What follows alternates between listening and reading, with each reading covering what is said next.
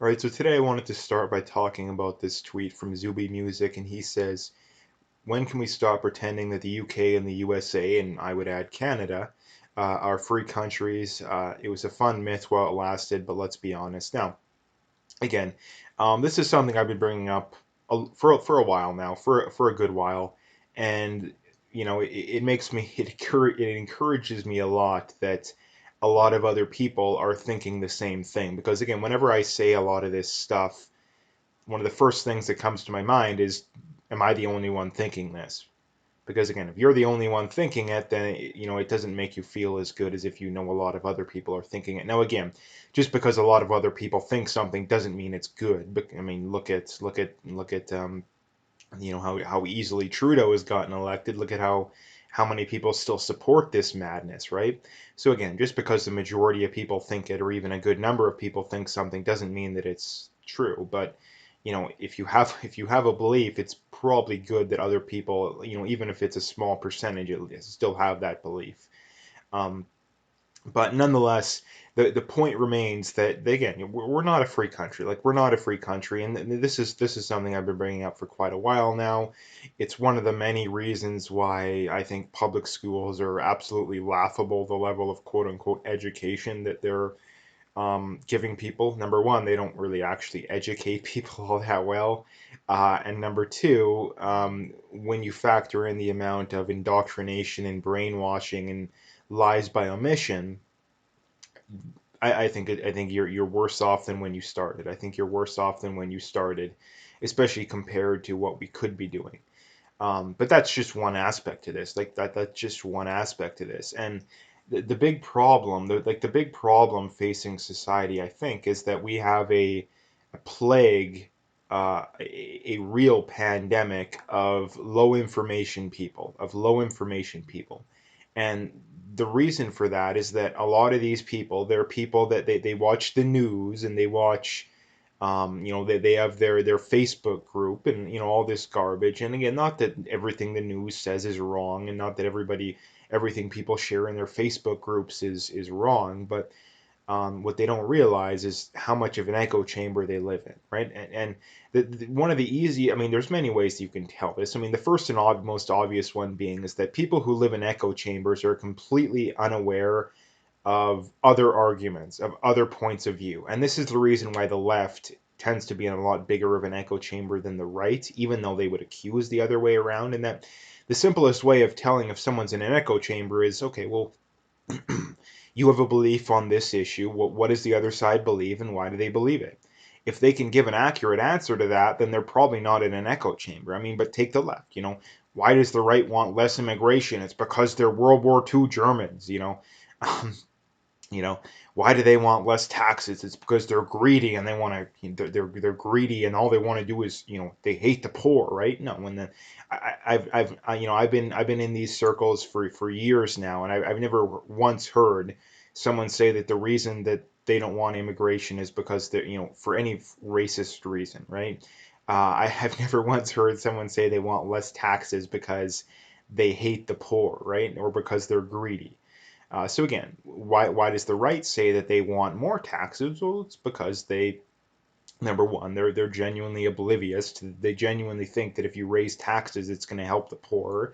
Why does the left want more immigration? Is because they genuinely believe that all cultures are the same, and there's no difference whatsoever, and it's not going to reduce wages. It's going to be a good thing, right? The diversity is our strength, even though they don't even believe that, right? So again, that's not something I'm going to dive too deep into, but getting back to the main point here, um, the reason why these people, I mean, the big thing is that, again, these people are in echo chambers, right? They're in echo chambers, right? I mean, perfect example here, too. You have the one side that believes that the threat from the virus has been overstated, we have overreacted, and they have plenty of data to back that up. You can take the death rate, you can take the fact that the places that have locked down the longest have had very little, if any, discernible difference from the places that haven't. And again, there's many, many, many other things we could go into, but those are just the main ones. Um, but what does the left always say for the people that want to or maybe not the left, but they're the ones that are a lot more likely to want to keep the shutdowns going. Um, they always say, "Oh, you hate old people. You want to kill grandma, right?" But no one believes that. No one believes that. I know tons and tons of people. I've came across tons of people. A lot of them have been very reserved with their beliefs in public, but after hearing what I have to say, they open up a lot. I've never once heard anyone say, "Oh, I want to kill old people." No, it's always, I've lost my job, or threatened to lose my job. I'm incredibly depressed right now, right? So again, this is the problem that these low information voters, they live in echo chambers. But the problem is that, getting back to the public schools and the mainstream media point, they think that they don't. They think that they have this very broad, very honest and objective worldview, when in reality it's the exact opposite of that, right? When in reality it's the exact opposite of that, because again, they're completely unaware of what the other side believes and why they believe it.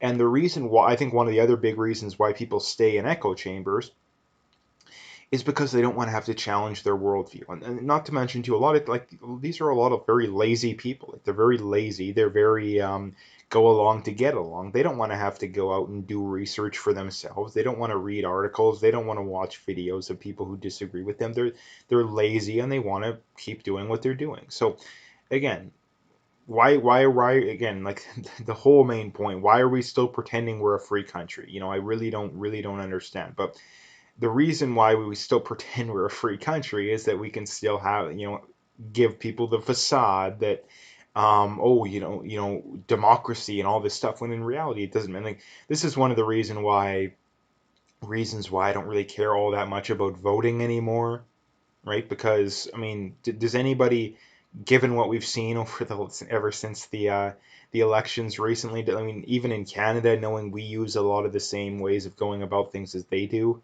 does anybody really think that elections going forward are going to be honest and objective? Like, come on, like, come on. Again, I'm not saying that Trudeau stole the election last time. It would not surprise me one bit.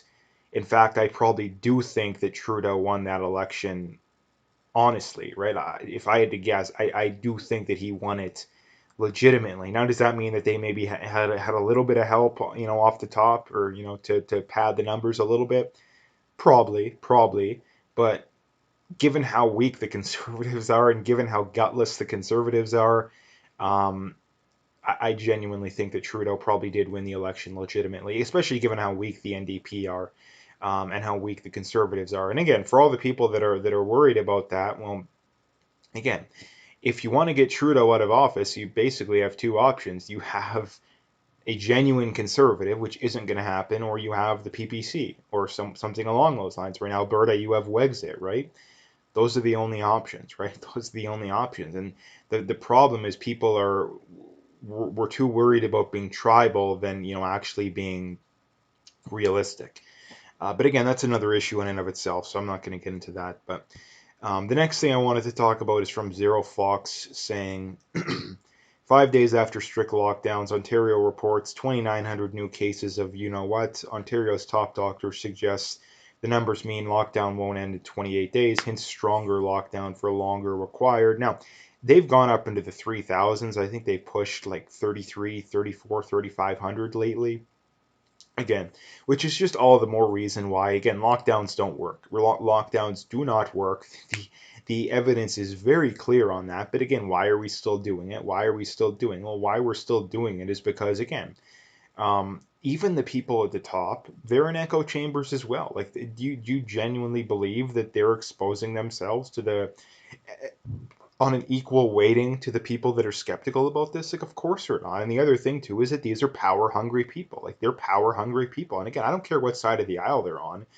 Again, I've been very loud and clear on this. I think Doug Ford has probably been the worst premier on this. I think Pallister maybe a close second. And then in Quebec, they're probably third.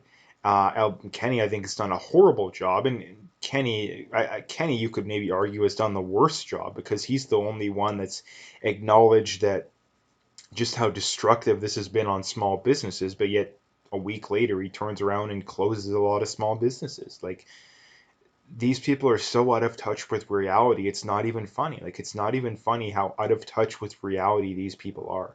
And again, you also hear a lot of these people that when you point out we're in shutdowns, they'll go, being sarcastic. Oh, I never knew we were in shutdown. Like, again, like the just how out of touch with reality some of these people are nowadays. It's absolutely astounding how out of touch with reality these people are. Next thing from Corey Morgan saying, let's face it, folks, even if Trudeau was found in the Bahamas right now, having been clubbing, it every night and having unprotected indulgences with a harem provided by a rich liberal friend, his support would only rise in Toronto and Quebec. Canada is broken. No, again, it's very true. It's very true that, again, I pointed this out, about a week ago or so, that you had almost exclusively Democratic politicians in the states that have been caught doing this kind of stuff, and the mainstream media didn't care. Like, they didn't care at all. But yet, the UCP does it in Alberta, and it's the biggest story in the news. You had Patty Haydu, who was flying home on a private jet. I think it was back in like April and May and June, and nobody cared. You had an NDP MP from, what was it, Manitoba, I think it was. Nobody cared about that. Like, again, it's entirely a political thing. It is entirely a political thing. This whole virus situation has been used as a political thing, right? The whole Great Reset agenda. That the goal is to push communism, right? It's not. And again, for a lot of people, they hear that and they scoff. But again, communism, you don't go from a perfectly free country to communism overnight. I mean, maybe it's happened, but that's not ever really usually how it works. Again, when you end up as a totalitarian, authoritarian country, it always happens step by step, and usually the how it starts out is either a false flag, or they simply use an existing problem as an excuse to do whatever it is they wanted to do, a la this whole virus situation, right? These governments wanted to get bigger and bigger. They wanted to push for socialism and probably eventually communism. But they knew, again, that they wouldn't be able to sell it to people during normal times, right? They wouldn't be able to sell it to people during normal times. So they had to wait for a situation like this, right?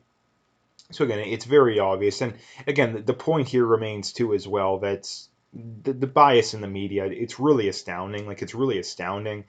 And I think the craziest thing about it is too is just how bad the conservatives are at reacting to it and to dealing with it. Now, again, it's very hard to deal with. I'm not saying it's easy, but they do such a horrible job of reacting to it and of dealing with it.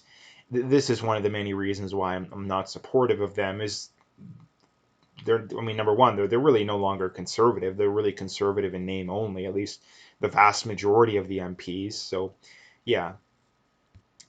And the last thing I wanted to bring up is from Wayne Atkinson Speaks here on Twitter, saying, I've worn a mask everywhere I go and still had you know what. The mask did nothing except exacerbate the asthma that had not bothered me in 20 years. And again, this is just, I just wanted to point this out because, again, this idea that masks are saving us, it really makes no sense. Like, the data clearly shows that it shows differently. And I mean, briefly to point out the quote unquote science on masks. Number one, the cloth masks that the majority of people wear, there's no data that shows they work. In fact, I've seen data that show that they do more harm than good. And this is one of the reasons why the Spanish flu got so bad in, whenever it was, like 100 years ago, is because people were wearing these homemade cloth masks and bacteria was building up on the masks and just making it even worse, right? So the cloth masks do not work. I don't even know why people are still using those. The medical masks do seem to do a little more good than harm. The problem with those is that number one, why isn't the government telling people to only wear those or the N95s? Like, why isn't the government stressing the importance of that? And number two, um, why aren't we acknowledging the science on that? Like, why aren't we acknowledging the science on that? And I think the biggest thing also is that why aren't we acknowledging the fact that the vast majority of people do not wear them properly? Like, this is the thing I brought up about my gym, which is, again, obviously now closed, is that number one, the rules are incredibly vague, and number two, the rules that they're seeming to go by is you have to wear your mask when you're walking around, but when you're actually working out on a machine or wherever you're at, you can pull it down, right? You can pull it down. Which again, for anybody with even the a minute degree of critical thinking skills, that would beg the question to which, hey, when we first got into this whole situation, we were told one of the most important things is washing your hands and not touching your face, right? Now it's okay, you don't got to wash your hands, you don't got to touch your face, but wearing your mask when you're walking around is good, but when you're working out, it's not. It's like, in other words, number one, the virus can tell the difference between when you're working out and when you're not. Um, and number two, it doesn't spread when you're working out. It does spread when you're walking around. And again, the other crazy thing is the contact tracing app will only trip if you're next to someone who tests positive for, I think it's 15 minutes. So again, if there's any logic at all behind the contact tracing app, it should be the other way around, right? It should be the other way around, that the virus is more likely to spread when you're standing next to someone rather than walking by someone, right? So again, the entire idea behind masks, I mean, regardless of what the science says, which I think the science would say the N95s and the medical masks will do a little bit of good. The problem is that if you're not wearing it properly, it's not going to do anything. And probably 99.9% of people out in public fall into one of two categories. Either they're wearing a cloth masks or they're not wearing a mask that will actually help them properly. In other words, we shouldn't have a mask mandate, right? We shouldn't have mask mandates. It makes no sense. So anyway, that's what I wanted to talk about today. If you liked the video, make sure you hit that like and subscribe if you haven't already. Make sure you check out those links below. Follow me on those other platforms. Again, very important you do that. YouTube, Twitter are doubling down on censorship, so make sure you follow me on those other platforms. It's only a matter of time until anybody with any form of credibility is banned off these platforms. So again, make sure you check me out there. If you want to donate, you can do that as well. But like I say, at the very least, just follow me on those other platforms and stay tuned for more.